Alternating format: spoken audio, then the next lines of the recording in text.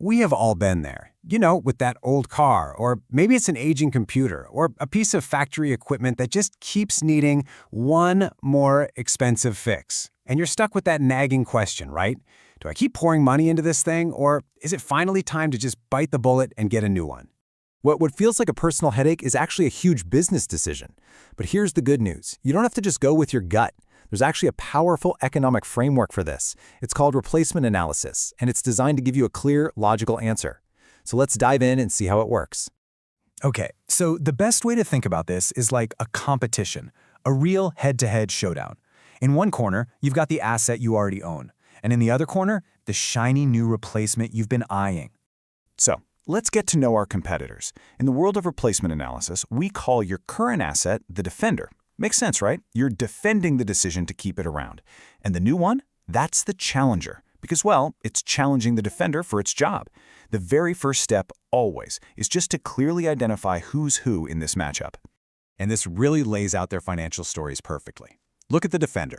Since you already own it, there's no big upfront cost, right? Its whole story is about what's coming next, all those future operating and maintenance bills.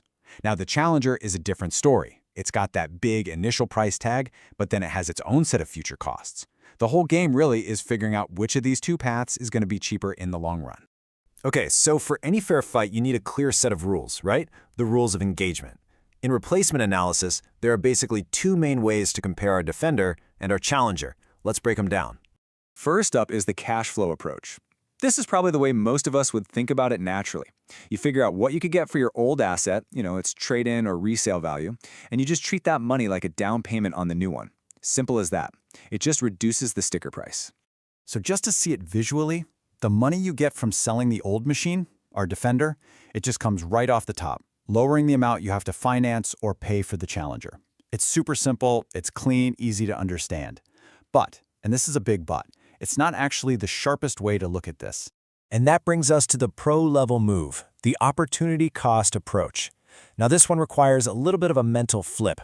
Instead of thinking of the defender's sale price as a discount, think of it as the investment you're making to keep the defender. By choosing not to sell it, you are actively choosing to pass up that cash. That's a cost. It's the opportunity you're giving up. This is often called the outsider viewpoint, and it's so important. Here's the question to ask yourself. If you didn't own the defender today, would you go out and buy it for its current market value? In cash? Thinking about it that way forces you to be totally objective. It takes all the emotion out of it, but I've already spent so much on it feelings. It just focuses you on the smartest economic move from this point forward. So now look at the picture. It's totally different, isn't it? The defender's market value, what you could sell it for, is now treated as its initial investment. That's the opportunity cost. You're essentially buying the defender from yourself every day you decide not to sell it. This is how the pros do it, because it forces a truly honest apples-to-apples comparison. All right, so we know how to set up the fight, but to really pick a winner, we need one more crucial piece of the puzzle. We need to figure out the ideal length of time to own any given asset.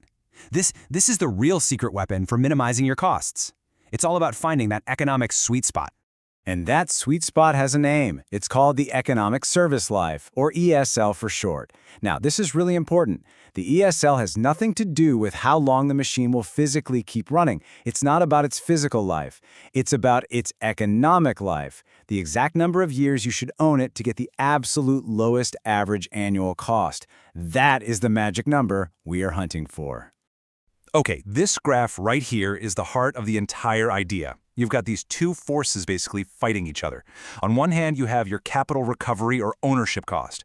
Think of it as your purchase price getting spread thinner and thinner the longer you own it. So that line goes down.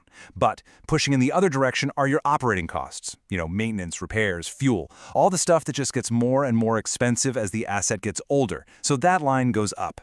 So, where's the winning strategy? It's right where these two costs balance out.